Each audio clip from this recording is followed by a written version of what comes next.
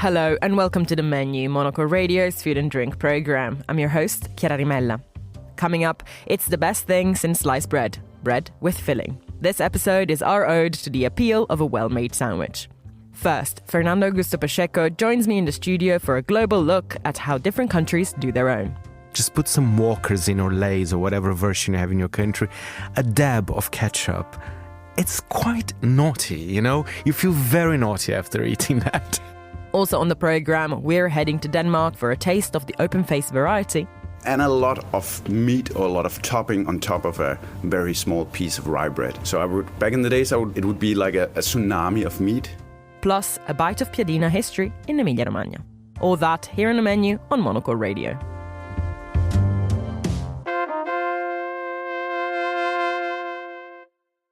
Well, we begin today's show, and I'm very happy to say that, with Fernando Augusto Pacheco joining me in the studio to give us a bit of a global overview to the world of sandwiches, a much beloved foodstuff, and one, like many other specialties, that kind of gets declined in so many different ways across the globe. So the principle's roughly always the same, but then so many variations. And I'm very keen to hear your take on this because you're very passionate about giving global overviews of things. And I feel like you have very strong feelings about sandwiches. So let's establish that first and foremost. How do you feel about the thing itself, the sandwich, as an item? I think it's great. I think it's global. I think every single country has their own version of it. And it's funny, sometimes I tend to ignore the UK on my global raps about different types of food. But, I mean, we must talk about the UK when it comes to sandwiches. When I moved here, one of the first things I noticed, there were sandwiches everywhere, the pre-packed ones. I think even you as an Italian, you might have to agree with me that I think the UK was always the first one to have shops like this. Of course, now if you go to Brazil, if you go to Italy, you have your pret-a-mangers as well, or similar styles. But here, it's a culture. There's something called meal deal, where you go to literally to a supermarket and you get a drink, a sandwich, and a little snack. That doesn't have in other. We don't have that in other countries. So I mean, only you could make a meal deal sound that appealing. I'm going to be honest with you, Fernando. Exotic. Yes, they have this thing here. But I would agree with you, and I think that the UK actually has changed my approach to sandwiches, because growing up in Italy, I was very much a kind of ciabatta cut in half, stuffed with tomato mozzarella or prosciutto crudo mozzarella. You know, we have some variants, but the old usual suspects remain kind of those. But here in the UK, the variety is astounding. And also, I have grown to love the weird triangular aspect of it, the fact that you sort of like eat the crust first, or at least I do, because I kind of want to get rid of it to begin with and then leave the filling in the end. And I think that your favorite sandwich says so much about your personality, right? It's a bit like a horoscope. Like if you really reveal like what's your favorite sandwich, it says so much about who you are. I'm going to come clean here, and I'm going to say that maybe I'm a bit of a weirdo, but I love tuna sweet corn. That's fair enough. I am not going to judge you, because that's certainly not my favorite. But okay, from the British ones, you know what? I like a very simple bacon butty. You know, I think that's how they call this in this country. And one thing that I learned to love, but that's very odd and I feel mildly embarrassed, it's something called crisp sandwich. Yes, guys, this is exotic and I don't think the rest of the world does that. Simple white sliced bread. Just put some Walkers in or Lays or whatever version you have in your country. A dab of ketchup. It's quite naughty, you know? You feel very naughty after eating that. Honestly, I think that the UK has a lot to teach the rest of the world in terms of simplicity and kind of unashamedness about it, you know? Like I'm a big fan of the cheese ploughmans as well. It's just a slab of cheese. Very good. With pickles, right? Lovely pickles. And that's it. And you don't have to worry too much about the rest. But please, do tell us about the sandwiches of your youth, because one of the things that I have learned via watching you in your lunch break over the years, and it's taught me a lot about Brazilian customs, is this fact that you always eat a sandwich with like a little bit of paper around it. You would never touch the thing itself without some sort of barrier between you and the bread. Why is that? And is it a very Brazilian thing to do? It is a very Brazilian, and I think kind of an exaggerated version of the Brazilian in a way, but we always need a napkin. We need that barrier. I think it's a sense of cleanliness. I'm not saying that people don't do that. They're not clean. But I think in Brazil, there is that sense. And sandwiches in Brazil, I don't know, they're probably slightly similar to Italy, but not quite, because it's all about the bread, with the pão francês, which is a fluffy version of a baguette. I think the Brazilian elite centuries ago went to Paris. They loved the baguette. They brought to Brazil. It's not the same. It, as I said, is a bit fluffier and smaller. And we have a lot of cold cuts with it. In fact, where I'm from, São Paulo, we do amazing mortadella sandwiches. It's actually one of the traditional plates of São Paulo. Pão francês and lots of mortadella. It's fairly simple, but it's quite an experience as well. We have also the bauru brought by the Lebanese immigrants who went to Brazil. Again, pão francês, roast beef, melted cheese, some pickles if you want as well. We like to keep it simple. We're certainly simpler than the sandwiches you find here in the UK. But I think it's interesting because by definition, a sandwich is something that you carry with you, that is portable, and therefore it travels really well with you personally, but also globally, right? Like, I think that it's one of the items that has crossed many borders and has cross-influenced so many countries around the world. So it's one of the first ways that we do experience another cuisine as well. I think a lot of... Exactly, and the banh mi in itself is a fusion of cuisines. And then as a Vietnamese staple, it has traveled the world perhaps before other aspects of Vietnamese cuisine, because I think the sandwich is the entry point for so many people around the world. I suppose I wanted to ask you, what other global highlights do you have? I would like to talk about Japan, because I think that Japan is another country that is very talented at sandwiches, because it puts things in bread that, again, you wouldn't think belong in bread. Well, first of all, they have this obsession with shokupan, which is really lovely, soft brioche bread. But then I would never have thought of putting strawberries in bread until I went to Japan, and it was just the most beautiful item you've ever looked at. Like, it's not often that you look at a sandwich and you think it looks like an actual jewel. It is. And I have to say, the first time I went to Japan, almost a decade ago, when I saw that sandwich, it kind of shocked me. I was not, I love Japanese food, but my first encounter with a fruit sandwich, if we may call it this, it was a bit shocking, but I agree with you, but only the Japanese can do it in that way, because it's very delicate. For some reason, the mixtures, they mix very well, the kind of the sweetness of the strawberry, and I think they add a little bit of cream as well, just instead of butter, let's say. But it looks so beautiful, and they're doing now with other fruits as well, so it's quite an interesting one. And recently they start selling in a big chain here in the UK, and Marks and Spencer, and even the Brits were like, "Oh my God, strawberries on a sandwich!" Is that your British accent? Okay, I need to work on that. I have to promise you. I'm so sorry. And one thing I would like to mention about Japan, my Brits impression is not very good. Bread and butter, they care a lot about that. I know, about how the Japanese are. They can be very aficionado about certain things. Bread and butter there, it's very detailed. It has to be a specific type of butter. So that's a different side of Japan as well. Well, I would like to ask you, in terms of you being the host of The Stack, Monocle's podcast about magazines, to talk to us also about how this subject has been reflected upon in print, because I can think of a few publications that over the years have really zoned in on this topic. It feels like it carries so much social relevance, right? Like, people who love food tend to love sandwiches. Here in London, we've seen an explosion of restaurants that focus solely on subs or solely on specific kinds of sandwiches. And I'm not even going into the burger side of the equation, because that's a whole another topic. Officially, it's a sandwich. Officially a sandwich. And is a hot dog a sandwich? I don't know.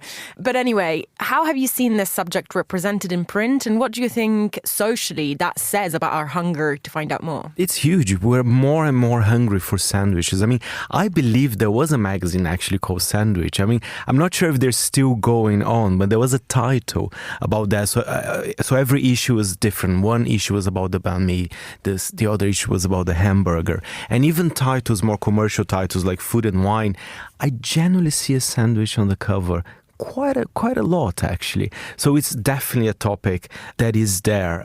And for example, I think recently Food and Wine, I think they had a choripan on the cover, which is the Argentinian kind of chorizo sausages with chimichurri sauce with lovely bread. Another one of my favorite sandwiches there. Okay, well, if we have to wrap this up, then I need to ask you, I suppose, what is truly the sandwich of your heart? I've seen you unwrap some sandwiches over lunch, lovingly made by your partner. Is that your choice, or are you going to betray and go for something ready-made or from another country or from far away? I will betray my partner. I'm going to São Paulo. I'm going to one of our typical bakeries. And listen, I'm a very simple guy, but I like my sandwiches fresh. So a hot out of the oven pão francês with sliced queijo prato, which is a cheese from Brazil brought by Danish immigrants in the 1920s, and some slices of mortadella. You know what? I like that simplicity. And I think you should stay with your tuna and sweet corn, right? Yeah, I don't know if that quite compares, but I will take it for that for now.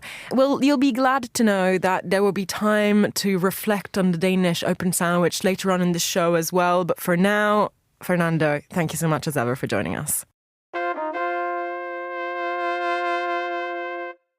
Now, we're off to Copenhagen for one slice of bread instead of two. Smørrebrød is a Danish lunch classic. Its name may literally mean butterbread, but most people around the world like to think of this specialty as the open-faced sandwich. From pickled herring to smoked salmon, cucumbers and boiled egg, toppings get added on thin slices of rye, and without another slice to contain the creation, there's no limit on how high the pile can go. 20 years ago, chef Adam Amann made it his mission to rethink this staple, elevating a traditional working man's lunch into a Michelin-starred gourmet experience. His book, Smørrebrød, the Manual, has recently been published in English with fresh recipes for the home cook based on his formula for the perfect open sandwich. Here, Monocle's Michael Booth finds out more. In our culture, we have had a tendency to put things on top of a piece of rye bread. And what you refer to is like the old farmers going in the fields, bringing their lunch with them. So that's a tradition. So you would put like cold cuts or whatever you had, probably not cold cuts, but probably just lard on bread. There's one golden rule I know about smørrebrød, and that is it's only eaten at lunch. Has that changed? It's about to change. I have been trying to change it for quite a while, but it's definitely more easy to sell that concept to the tourists rather than the Danes. So definitely, yes, we have in our culture, smørrebrød is mostly eaten for lunch, except for high seasons like Christmas and Easter. You've been trying to change and revitalize smørrebrød for about 20 years. How have you got on? How have you done it? And how have the Danes reacted? Back then, there was probably a handful of good smørrebrød restaurants in Copenhagen, and they were doing things very classically. A lot of pickled beetroot, I remember. Exactly. And a lot of meat or a lot of topping on top of a very small piece of rye bread. So back in the days, I would call it it would be like a tsunami of meat. So my idea was to we need to revitalize the smørrebrød, give it the rye bread more space, have more seasonal ingredients, having a more balance between the main thing on the smørrebrød that could be like the cold cuts or the fish or vegetable, and combine it with pickled, of course, greens, crispy greens, something fried, something. So you would have all these kinds of textures and taste in every bite. You made it more chefy, more restauranty. Yeah, but still, I would say my approach was very much just going actually back to how things were made in the old days, like rullepølse. That's like a rolled sausage of pork belly filled with like porchetta, I guess. Yeah, but Danish but a boiled porchetta without the skin. Yeah. And you hit at the same time as the new Nordic food wave. Actually, about 20 years ago. We're onto something else now. How have you moved with those times? What is new for you? When you're young, you throw up a lot of stuff. The plate can't be too complex. Yeah.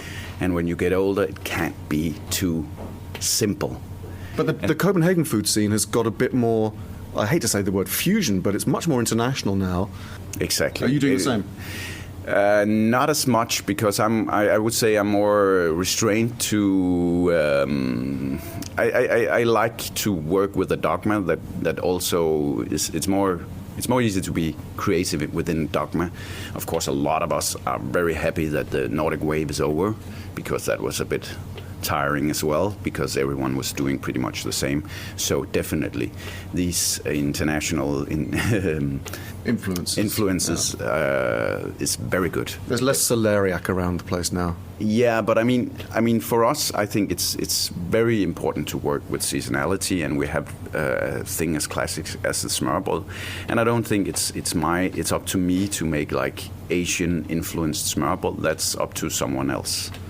And what about the price point? Because you took smørrebrød away from a kind of a working class lunch thing, cheap and quick, and really elevated it. You have a Michelin plaque outside your restaurant here, for example.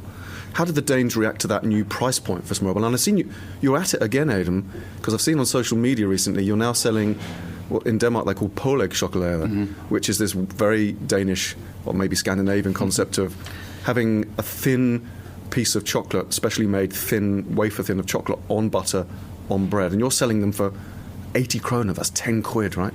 Even more, 95 at the restaurant here, but at the deli, yes, 85. And it became sort of a joke, because that piece of, you wouldn't even call it smørrebrød, you would call it just a piece of a mad, which is in Danish actually mean food, which is a piece of bread with something on top. So classically, yes, it would be this rye bread, butter, thin piece of chocolate. That's something it. Kids would get in their packed lunch. It takes 85 for it. But of course, we do a lot with the bread we use. Some of it we butter fry. We make like a compote, like a fresh, uncooked compote of the best strawberries available, and then we combine it with a kind of a chantilly. Whipped cream with a bit of crème fraîche and a bit of lemon zest and vanilla, of course. And then we have this excellent chocolate from Mikkel Friis Holm, which makes this. He's got the world prize for. Oh, we featured him recently on the program. Oh yeah. But I mean, he makes the most fantastic chocolate, and that, of course. But you do it to kind of cheap. do you do it to kind of provoke the Danes, because they spend less on their food than any other OECD nation, and yet the food here is more expensive than any other European nation. The Danes are really mean when it comes to food spend. Yes, the disparity between cultural scene of restaurants in Copenhagen compared to what you find at the supermarket is horrible. It's getting worse, I think. I think it's even getting worse. Every day during the week I stop by a supermarket, I have a family, blah blah, and often I just think about, I need to take pictures of this shit and just post how shitty this is. And a lot of people are actually doing that we have such a great restaurants, and the food scene at home is this horrible contrast. Well, what's going on there? Because it seems so hopeful, and there seems to be so much change happening in Danish food ways. 20, 15 years ago, they made so many great steps forward also in the supermarkets, and that kind of seasonal, local, organic movement filtered down right through to the cheap supermarkets. And now is it COVID? Is it the recession? Is it living costs? It probably has something to do with the inflation, but definitely it's also about, in Denmark we have the most supermarkets per citizens. So the supermarkets have a lot of administration cost, and they don't have any real motivation in selling great produce, because a lot of Danes also are not like a lot of people around the Western world. Make less and less food at home. Well, you're doing your bit because you have a new book out about smørrebrød. Why now? It's where we are now at Oatmans, pretty much. But at the same time, it's not restaurant smørrebrød, because a lot of the things we do here would simply be too complex. I kind of made recipes for the smørrebrød that I would do at home. I mean, a piece of smørrebrød is often combined with 4 to 6 different ways of cooking. So you would have the rye bread, that's one type of cooking. Then you would have a main character on the bread. It could be cold cut, it could be warm meat, it could be fried fish. So on top of that, you're putting a piece of pickled greens, fermented or classically pickled with vinegar and sugar. Besides that, maybe a raw vegetable, so you have this raw crunch. It could be a crudité.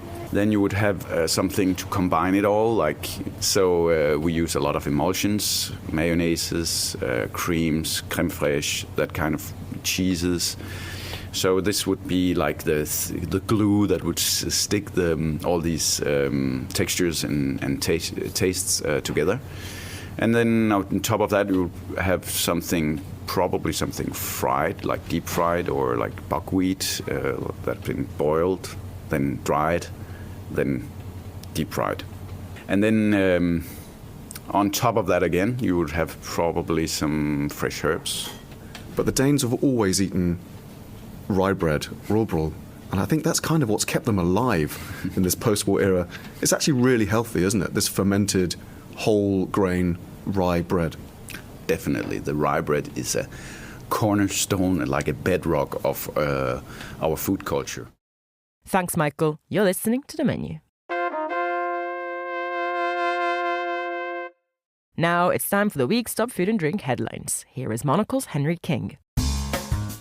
US tariffs may be affecting global steel and aluminium exports, but they are also starting to affect the chocolate industry. The price of raw cacao imports is increasing in the United States, prompting major chocolate manufacturers to look at outsourcing their production. A growing number of firms are looking to relocate to Mexico, which produces its own beans, or Canada, with zero tariffs on raw or semi-processed cacao products. The 2025 edition of Singapore's Michelin Guide adds 36 new restaurants to the city's esteemed roster, bringing the total to 288 Michelin-recognised restaurants. Japanese cuisine was particularly celebrated, with Sushi Sakuta, led by head chef Yoshio Sakuta, being awarded 2 stars. The very top of Singapore's restaurants remains unchanged, with Zen, Odette and Les Amis all retaining 3 stars. And finally, a tuk-tuk driver in London has pleaded guilty to stealing €27,500 worth of fine wine from a restaurant earlier this summer. His getaway vehicle, a wheelie bin. The driver was caught on CCTV loading the bottle-filled vessel onto the back of a pedicab and cycling away. He then came back for more on 2 occasions. This is the latest example of fine wine being targeted by thieves across the globe. Those are the week's food and drink headlines. Now back to Chiara. Thanks, Henry. You're listening to The Menu. From Mexican tortilla to Greek pita and Indian naan, flatbreads can be found in most cuisines around the world. At first sight, they might look like they can afford little space for fillings, but great things can come in thin packages or neatly wrapped in them. In Italy, there are plenty of crusty breads on offer, but the piadina, a very thin wheat flour-based flatbread, has its own satisfying appeal. This kind of sandwich is hugely popular throughout the country, but especially in its regional birthplace, Emilia Romagna. The Menu contributor, Dani Mitzman, lives in the region, so here she tells us more. Ever since I've lived here, I've always loved a piadina. Slap it on a non-stick frying pan, warm it on both sides, top it with whatever you fancy and fold it in half. Fast, filling and delicious. Having been here so long, I like to think I know a bit about the piadina, or piada as it's also known. It's from Romagna, the east side of this region, where you're never far from a piadineria, which can be anything from a cafe in town to a roadside van to a kiosk on the seafront. There are 2 main varieties, both of which have PGI status, meaning they're always produced locally. Piadina riminese on the Adriatic coast is thinner and has a wider diameter. Piadina romagnola, made further inland, is thicker and a bit smaller. But I'm about to find out a whole lot more about the history of my favourite fragrant flatbread. In all this area, in Romagna, there was piadina done by ladies called asdora. And asdora means a lady with strong hands, very good in doing housekeeping and so on. Brought up in Ravenna by Greek parents, author Eletra Stamboulis has flatbreads in her DNA. every bread has its tradition. Piadina has its own, of course. What is typical of piadina is that it's really so simple and is cooked on a hot plate called testo.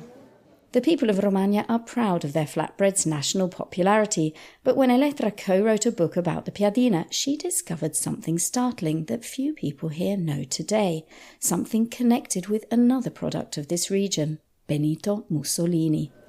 Piadina, as idea of identity of this part of Italy, was born during the fascist period. There was a magazine called La Pie, which means in dialect piadina, whose goal was to show that Romagna is the real heart of Roman tradition, empire, and that this bread was born during the period of Roman Empire. But thankfully, piadina propaganda never became a thing, and instead the piadina's become a symbol of the Romagnolo spirit of warmth and hospitality. To sample that spirit, I've come to the seaside resort of Rimini to meet Gabriella Maria Magnani, known simply as La Lella. If you ask a local where to eat the best piadina in town, they'll direct you to one of her 3 piadinerie.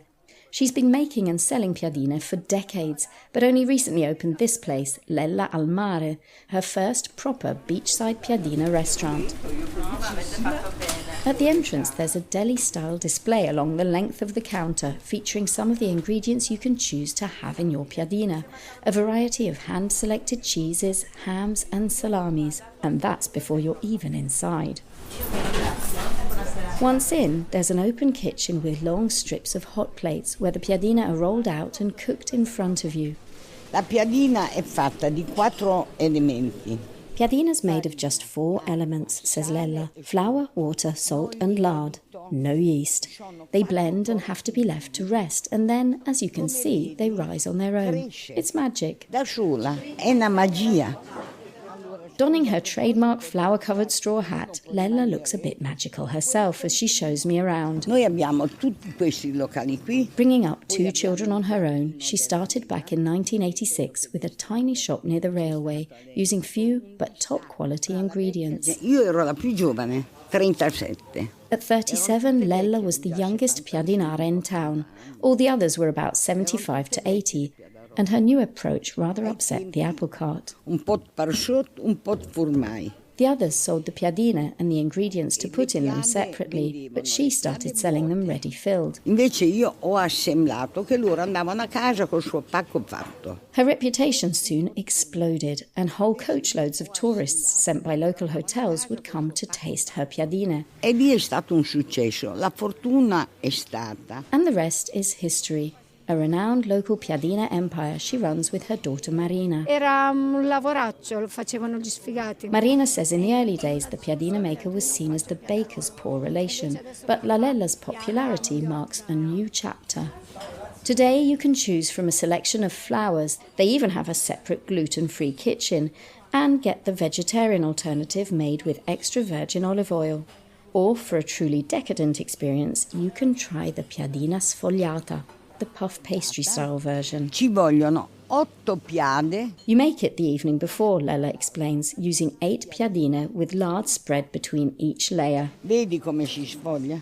Lella then shows me a selection of filling options like I've never seen before. Principalmente abbiamo il crudo, squacquerone. The most popular combination is Parma ham, creamy squacquerone cheese and rocket, but there's a palate-thrilling selection of vegetables cooked au gratin or grilled, tomato confit, pickles, hard and soft cheeses, caramelized figs, grilled sardines, cured meats, roast beef, herb-crusted spit roast pork, sausages and stewed onions, or even chicken and chips. Ci sono molte versioni che uno può Inspired by pizza toppings, Lella's menu offers a long list of suggested combinations, or you can create your own. Può venire a mangiare un mese. Lella says you could come for a month and never have the same filling, and the ingredients reflect the seasons. La piadina Nutella oppure You can even have sweet versions. piadina with Nutella and an optional sprinkling of coconut, or for more grown-up palates, pecorino and honey, and my favourite, squacquerone cheese and caramelised figs. Not forgetting cassone, the piadina equivalent of the calzone. Folded in half with the filling sealed inside, it looks like a big Cornish pasty.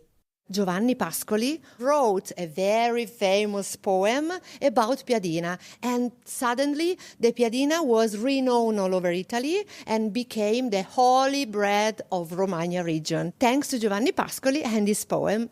To complete my piadina experience, I've come to Piadina Experience. It's a short way along the coast from Rimini in her sister resort Riccione. Showing me around is Elena Barzotti. It's like a magical journey that I want to show you. Featuring an immersive cinematic experience and a selection of antique kitchen utensils, Piadina Experience is exactly what the name says. It's part museum, part factory tour, part restaurant, and if at the end of your tour you fancy having a go at making one, part hands-on experience.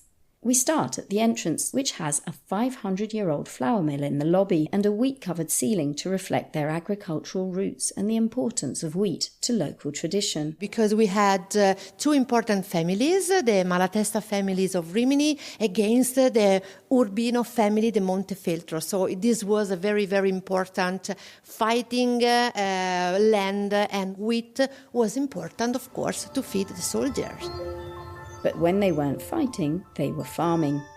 The yeast was very expensive, and the piadina is a flatbread without yeast. So it's the meal of the farmer of this area, but nowadays it's a fancy food, and a lot of chefs also make the piadina gourmet. And it's very popular because it's a street food as well. And you will find outside every discos a piadina kiosk, because you can eat piadina from the early morning to the late night. Piadina Experience is the brainchild of Elena's partner Roberto Bugli, who founded his company Riccione Piadina 30 years ago. He had a dream when he was very young to produce piadina to export out of Romagna. Now supplying shops and supermarkets both in Italy and abroad, Riccione Piadina produces some 250,000 piadine per hour, but to ensure quality and freshness, only enough each day to cover their orders. I love the door, which is like a door into Aladdin's secret cave. Yes. Yes. This is the face that everybody make when arrive in this special panoramic tunnel, because here we are in the production area. And we are looking down, we're on the first floor, looking down over all of your equipment. The machine you see under our feet now, they work like 600 grandma in an hour. And then the piadina goes along this blue belt to arrive inside the oven. Our piadina makes the bubble like the piadina that you can do handmade at home. So this is very special and very important, because we make piadina with a lot of technology, but the result must be the same, like if you do it at home. Elena proudly tells me their piadina even has the approval of her 95-year-old grandma, who always made her own until 2 years ago. She tried and she fell in love, and she said, this is good, and this is approved. And nowadays she eats piadina almost every day, but only hours. Thanks, Danny.